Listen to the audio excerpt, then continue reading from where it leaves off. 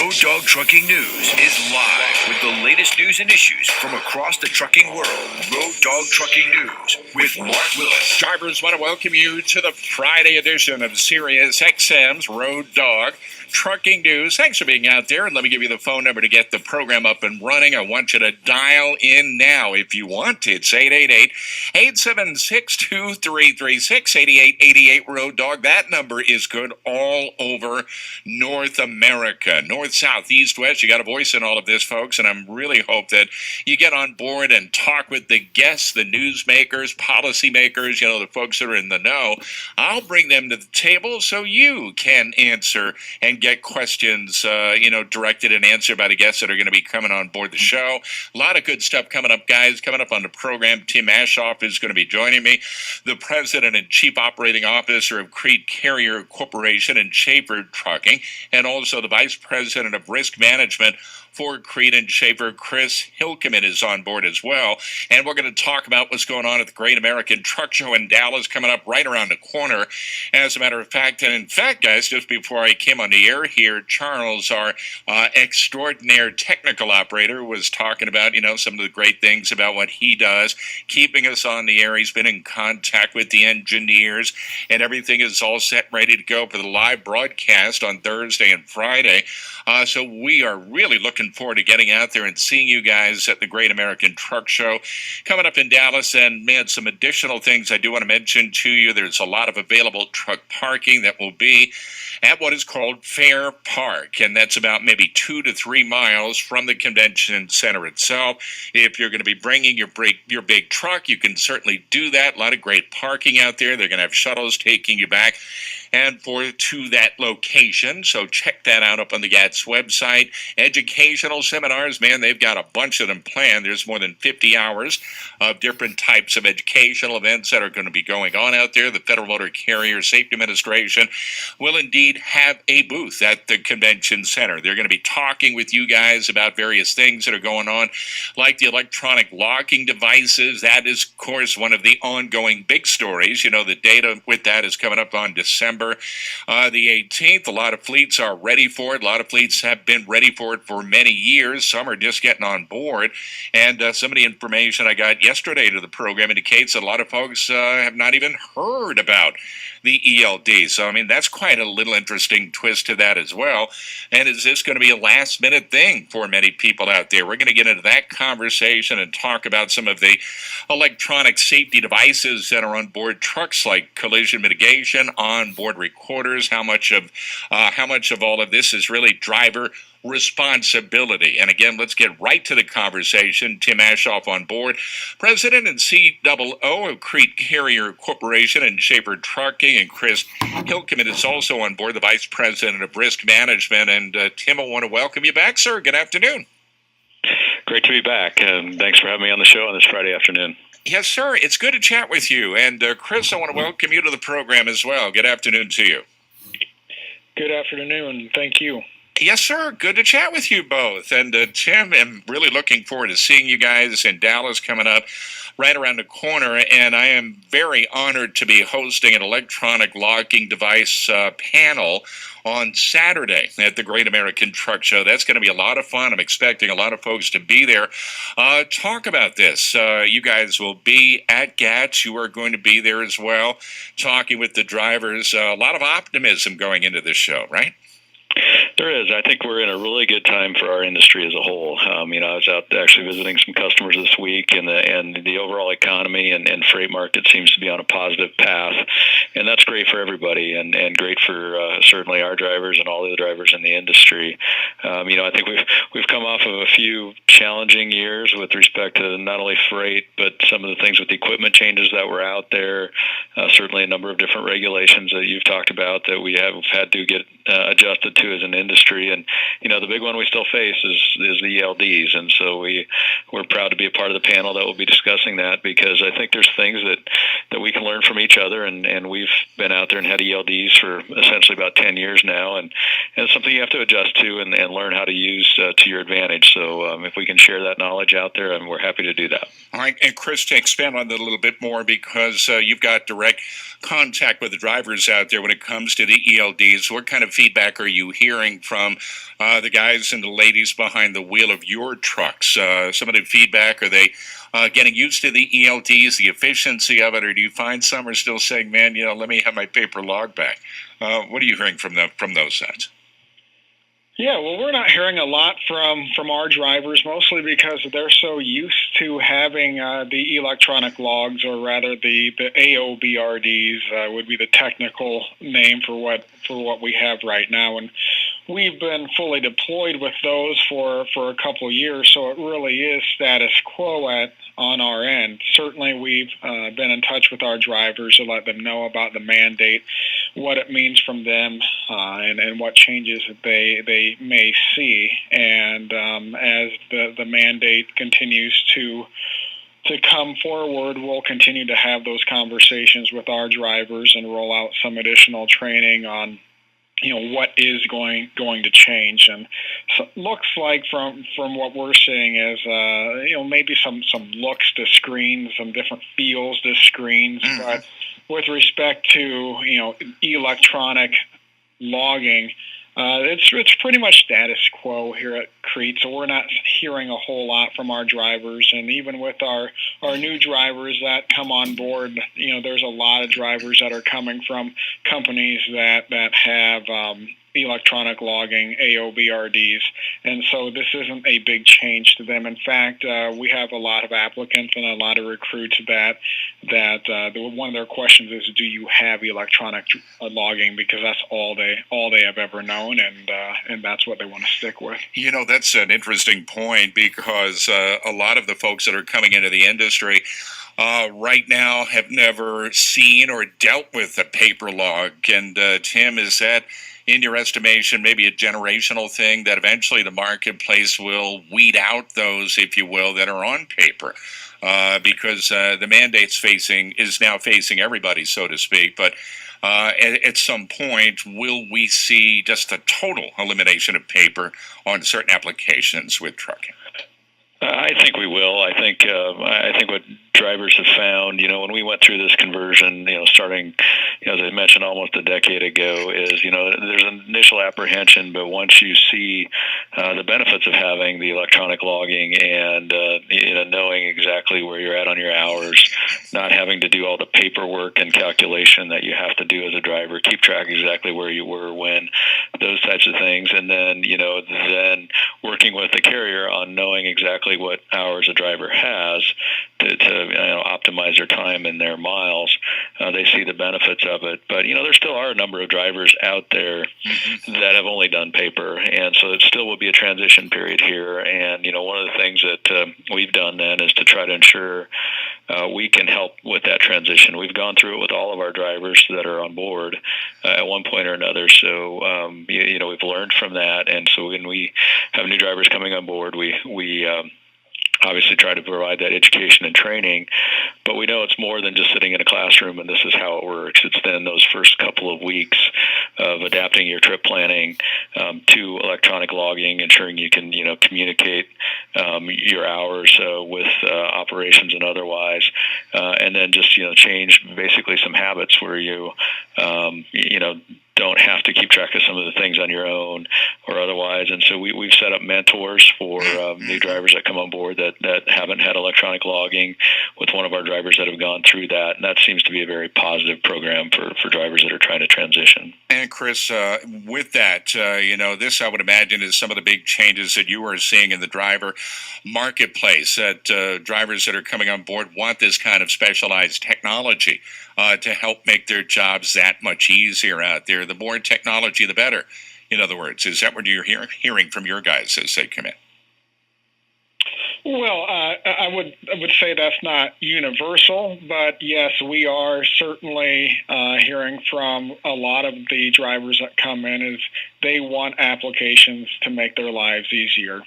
There's a lot of drivers that have gone from paper logs to e-logs and really won't go back. They have no desire to go back because they see the benefits of it. They don't have to sit at the end of the day and do that paperwork, and they don't have to worry about form and manner violations. They see the efficiencies that it brings, and for a lot of our drivers, they like that type of technology. Well, and also, too, Tim, expand on that, because with the rolling in of more technology into the trucking industry, that means that you've got to expand your internal infrastructure to meet those demands, correct? And that more computer-based applications, more investment in hardware and software. But again, it's part of the landscape, right? You got to make those investments count as you go forward in the industry. Yeah, absolutely. And, I think one of the things that's changed, I think I've been in the business now for 15 years, which, isn't very long, but a lot of things have sure changed in that 15-year period of time, is that I do think the expectations of drivers has changed, and that technology has been a big part of those changing expectations. It used to be, drivers, obviously they're drivers because they like to be independent, the captain of their ship, so to speak.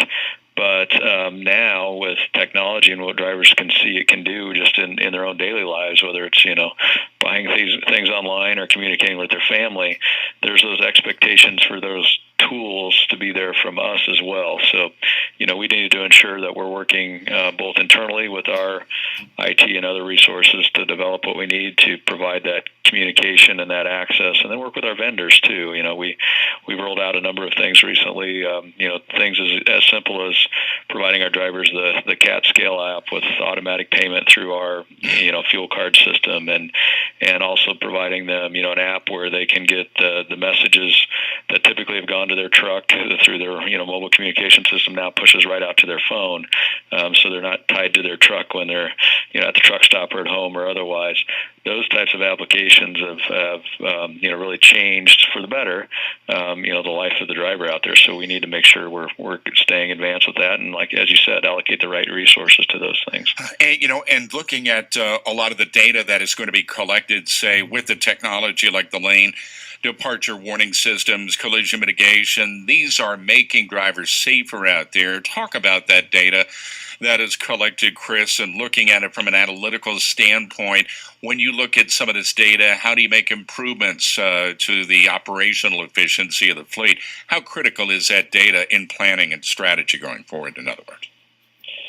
Well, yeah, in today's trucks, there is just so much data that can be gathered from various points and through various technologies. And so from our perspective, we have to analyze, what data is important for us to gather. How do we look at that data? How do we normalize that data across our fleet? And then once we've normalized that data, how can we determine whether or not we see behavior from a driver that's above the norm, and why is that? And then once we have that information, then we can go in and intervene and correct if there is a problem behavior. One of the things that we're able to look at is things like hard braking. We know that drivers are going to have a hard brake. We know that they're going to have hard brakes for multiple reasons. A lot of the times it's to avoid an accident that wasn't caused by anything that they did. It was them using good defensive driving behavior.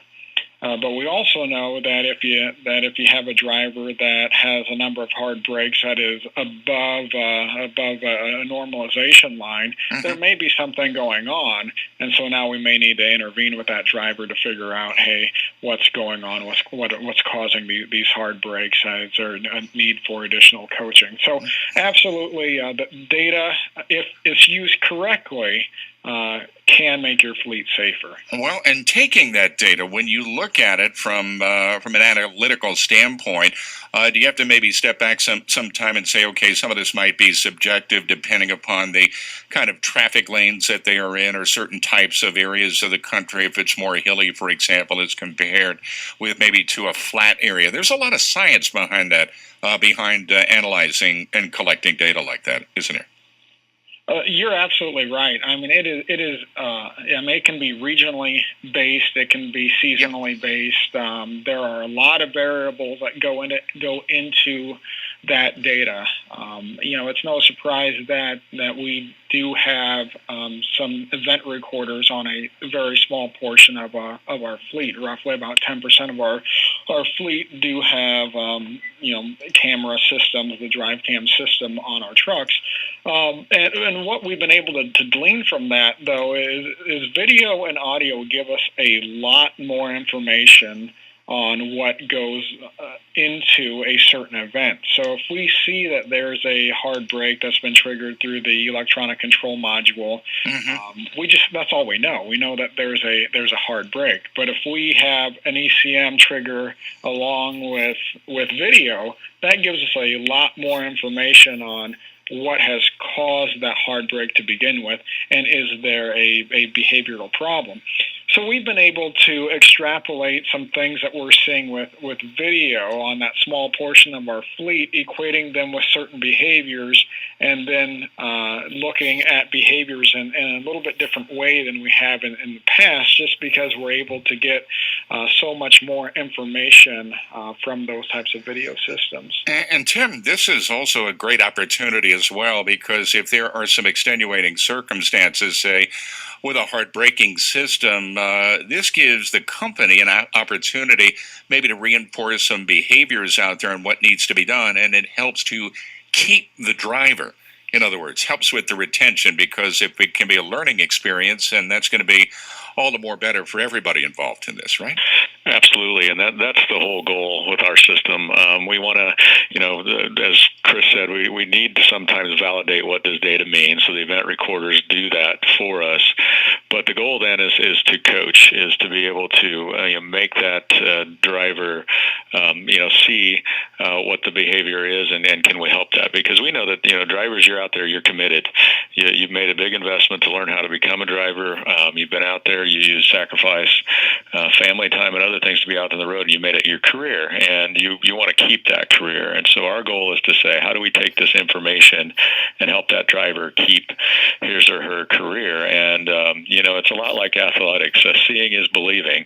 When you can kind of take that video and I tune it to, if you watch NFL football on a Sunday, the best quarterbacks out there, once they come off the field, what are they doing? You see them on the sideline. They're out there looking at video. They're looking at photos of the plays they did, those types of things, defenses they should have read, and they're learning from it. And those are professionals being paid millions of dollars a year that should know that instinctively, but they still have to have that. And so that's our goal, is to take that information, make sure we validate that data, and then say, what can we learn from it, and how can we help the quarterbacks of our trucks become better at the next play. All right, I got a break, gentlemen. Hold on. Drivers, I've got Chris Hilkemann on board, the VP of Risk Management, and also on the telephone with me, Tim Aschoff, President and COO of Crete Carrier Corporation. Schaefer Trucking, they are going to be at the Dallas Truck Show. GAT's coming up right around the corner, starting next week, and I hope you get a chance to go on by, say hello to Tim and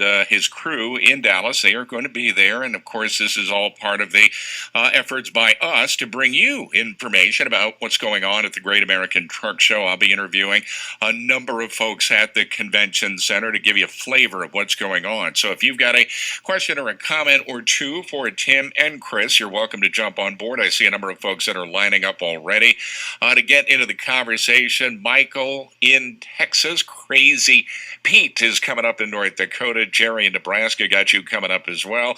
And gentlemen, it's your chance to get on board and talk with industry leaders. I hope you get an opportunity to maybe dial in, weigh in on these things that we're talking about.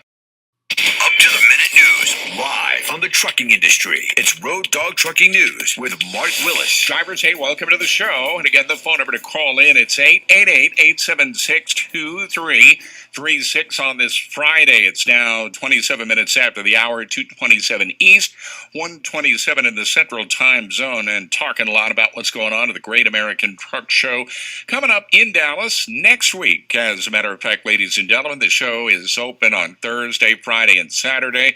We are going to be broadcasting live on Thursday and Friday and talking with a lot of great folks all throughout the event. And I'm very honored to be hosting a panel on ELDs. And my thanks to the folks at Crete and Schaefer for inviting me to host that panel. And this information about what Crete is going to be doing is up on the website. Tim, I want to get that out there as well. Social media, Twitter, websites, and even the old-fashioned way by phone. How can they find you guys?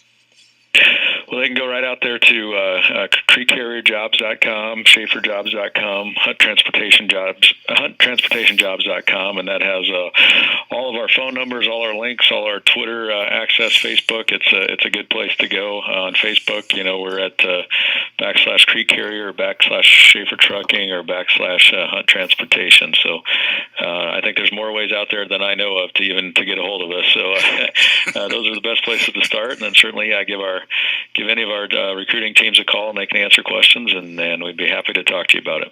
Chris, also, too, I've got to imagine that you hear from a lot of your drivers about, various things that are going on out there. Could be safety, could be something that's going on out there on the road that might impact them. And that's a great way through social media to communicate with your drivers almost instantaneously, isn't it? Oh, it is. It is. We're always trying to find ways to communicate better with our drivers. Certainly with the e-log devices where you can send short videos or you could send PDF documents, we utilize that to communicate with our drivers. But heck, we've used social networking quite a bit. We do a lot of YouTube videos and post them to Facebook and to YouTube to communicate new changes with our drivers and things that are coming down the pike. So it's been very useful. All right, let's go to the phones. And, gentlemen, a lot of folks are holding, and that's great. They want to jump into the mix. And, again, it's 888-876-2336. First up, I've got Michael in the great state of Texas. Sir, you're on with Tim Aschoff and Chris Dundee. Good afternoon, gentlemen. I got a couple of questions I would like to throw out there. I would like to talk about these crash avoidance systems.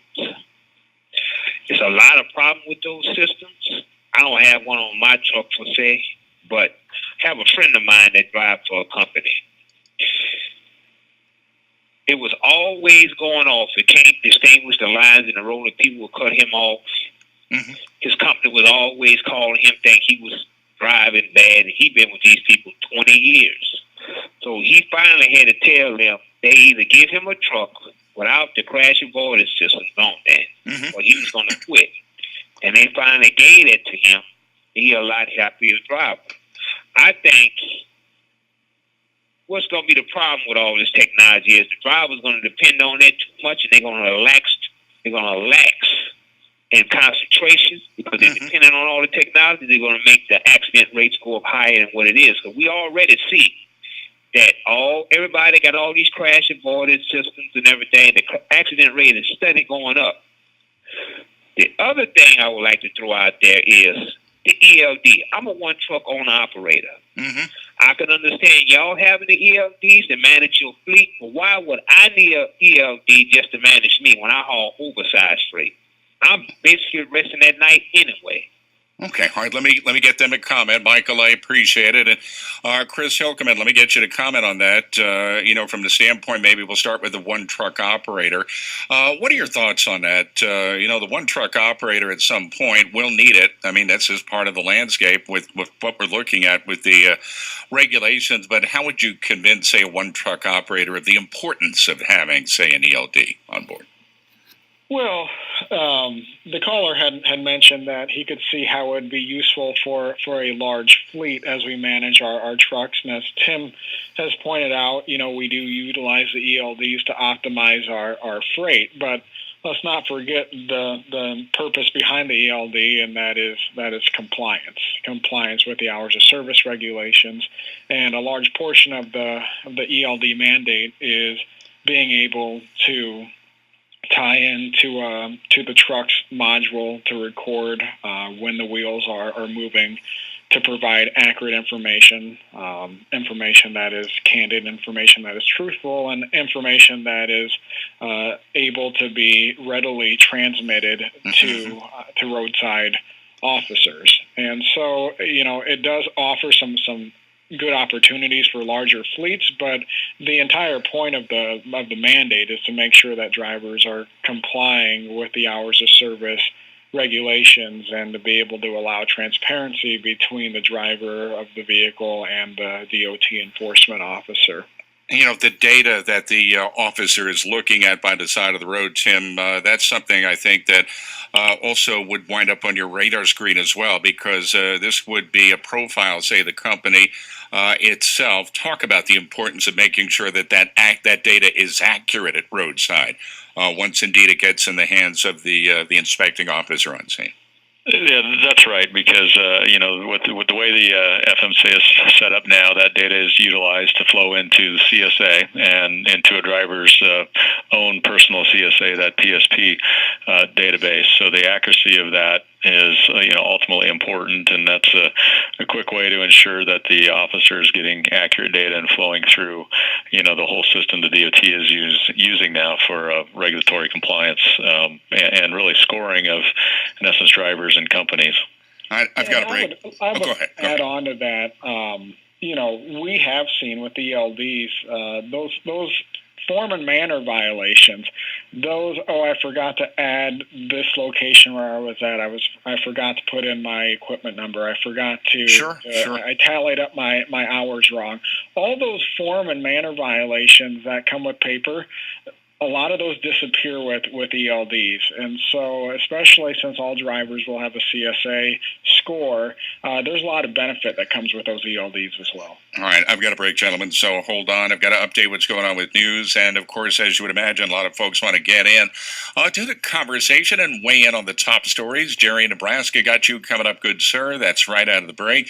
And, drivers, if you're just now joining me on the program, Tim Aschoff on board, the president and COO, Crete Carrier Corporation and Shaper Trucking, Chris Hilkemann also on board, the vice president of risk management, talking about GATS, Great American Truck Show, coming up next week, the educational seminars that are coming up as well. It's an opportunity for you to talk directly with Tim. He will be at the show, and he'll be answering questions for you if you want to jump in, talk about the big news story that is ongoing. That's the ELDs, and we're looking at it from the corporate perspective, guys. If you've got a voice or an opinion with this, you're certainly welcome to jump in.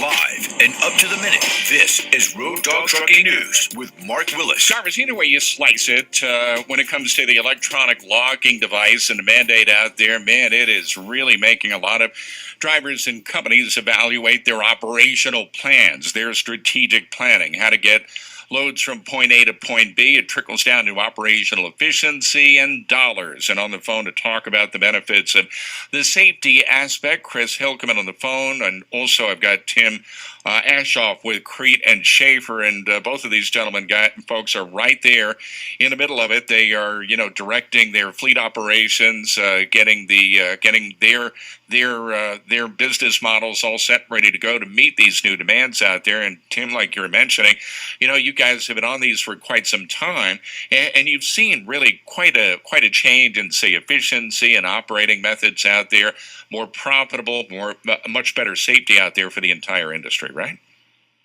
Absolutely, we have. Now, it's not that it's not a transition or an adjustment, and it's not that hey, I'm an American first, and I'm an entrepreneurial American. So I'm not an advocate of regulation or otherwise, over-regulation in particular.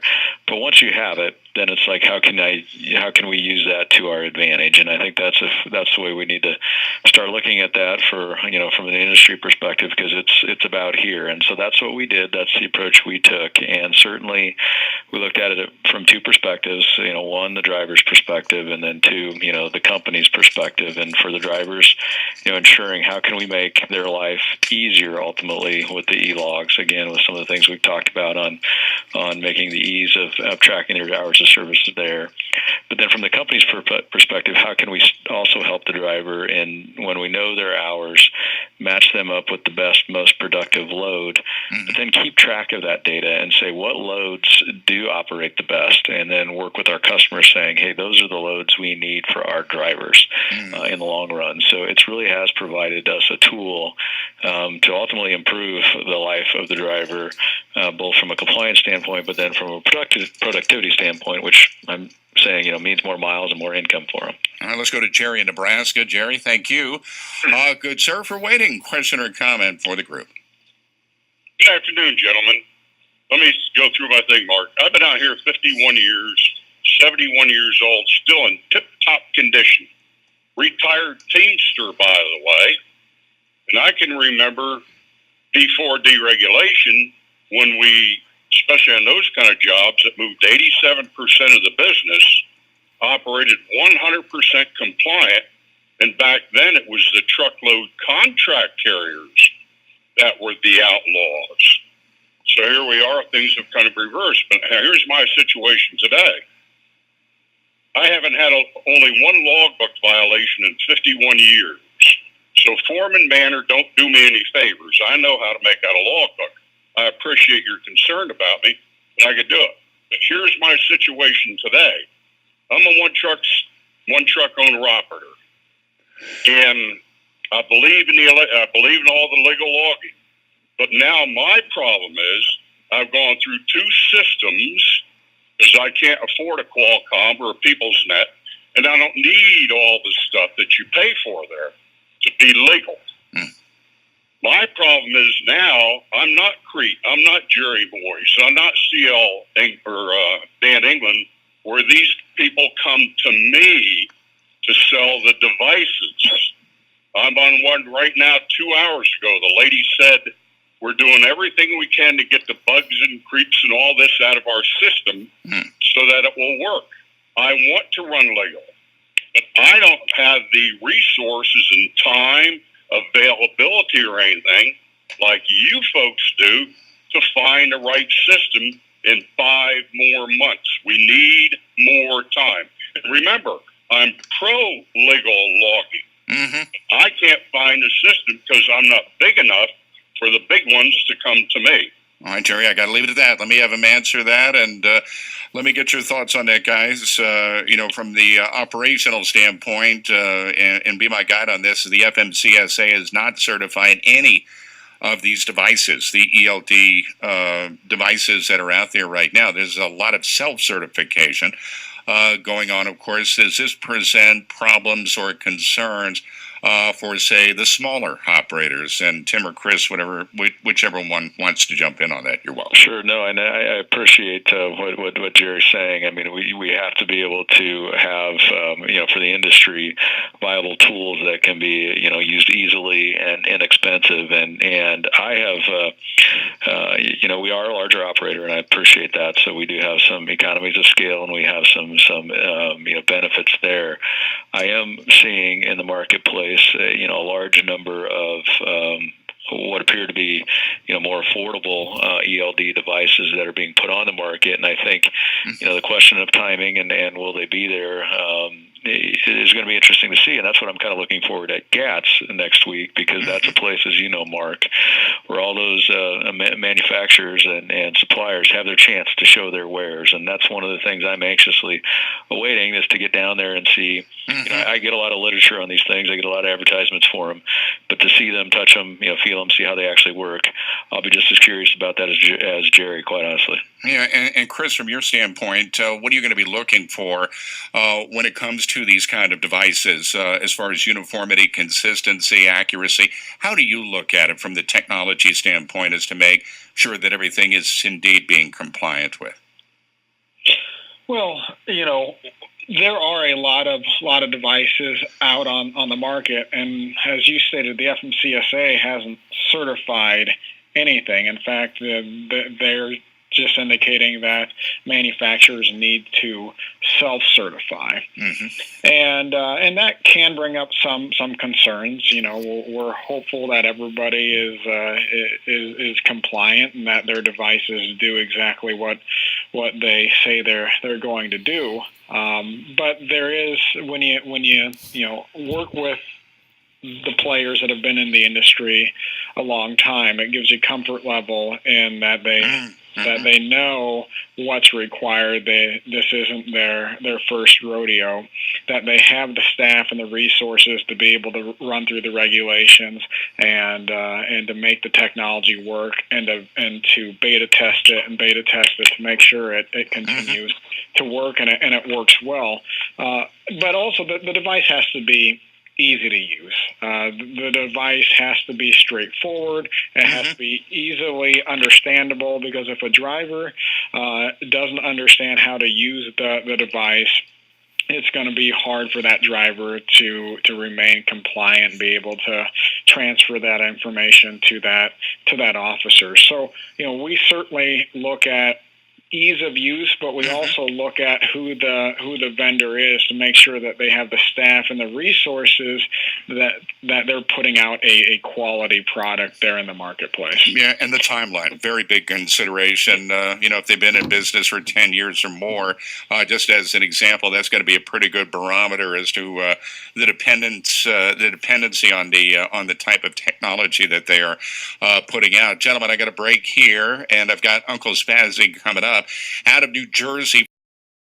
Up to the minute news, live on the trucking industry. It's Road Dog Trucking News with Mark Willis. Drivers, hey, we've flown through this, and it has been a great conversation with Tim Aschoff, the president and COO of Crete Carrier Corporation, and Shaper Trucking, and Chris Hilkemann, the VP of Risk Management, on board. Guys, talking about the ELDs from the corporate perspective, and from your vantage point, guys, you can weigh in on this. This is going to be one of the ongoing stories for the rest of the summer, and man, it is going to really heat up as we roll towards December. The date on this, December the 18th, and that is a Monday. So the clock is ticking. Where are you with all of this? Let's go to Uncle Spazzy next up in New Jersey. Welcome, sir. You're on with Chris and Tim. What are your thoughts on this? Well, first off, I have a question. Sure. You were talking about some kind of computer gadget there on the truck that'll register hard braking events. Am I correct? Correct. Okay. Now, can that say, okay, this guy had a hard braking event in New York City?